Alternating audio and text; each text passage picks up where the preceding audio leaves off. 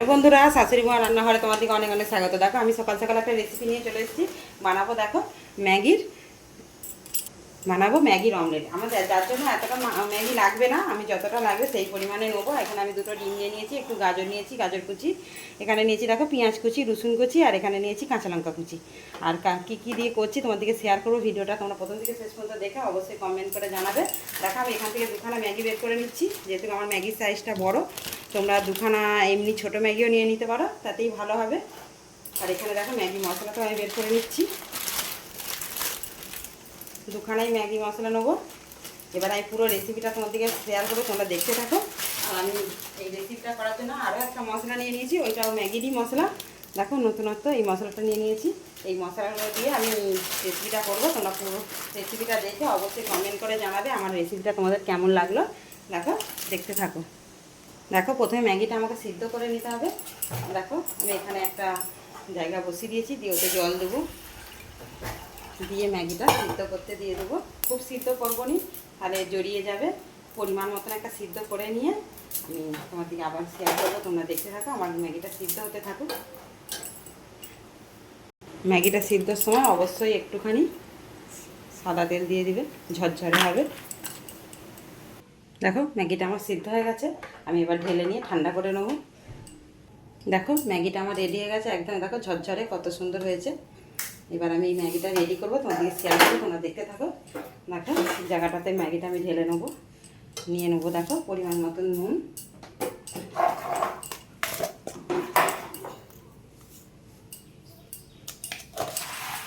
দিয়ে দেবো হলুদ গুঁড়ো,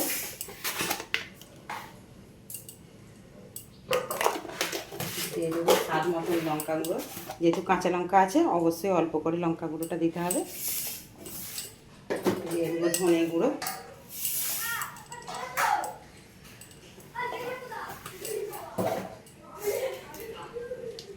দিয়ে মেখে নেবো ভালো করে। মেখে কিছুক্ষণ চাপা দিয়ে রাখবো,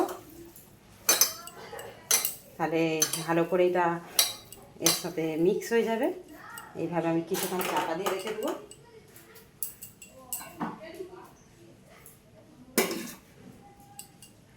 দেখো কিছুক্ষণ রেস্টে রাখার পর আমি দেখো এবার আমি এতে যা যা রেমেডি লাগবে সবই দিয়ে দেবো।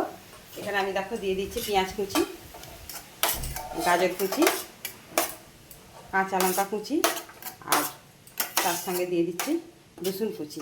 সমস্ত কুচিগুলো দিয়ে দেবো।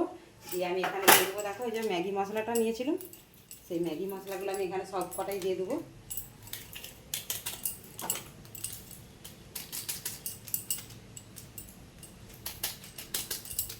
আর এখানে আমি দুটো ডিম ফাটিয়ে দিয়ে দেবো।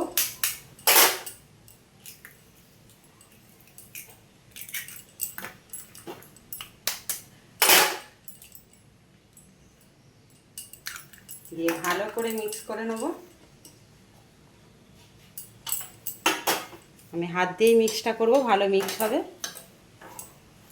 দেখো ভালো করে আমি মিক্স করে নিয়েছি, হাত দিয়ে মেখেছি বলে ভালো মিক্স হয়েছে। এবার আমি একটা গ্যাসটা জ্বেলে দিয়ে একটা ফ্রাই প্যান বসিয়ে দেবো।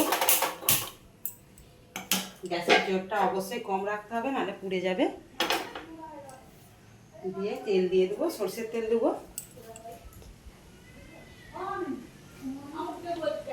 দিয়ে তেলটা গরম হলে আস্তে আস্তে আমি ম্যাগিটা ঢেলে দেবো। তেলটা আমার তেতে গেছে, আমি আস্তে আস্তে এটা ঢেলে দেবো।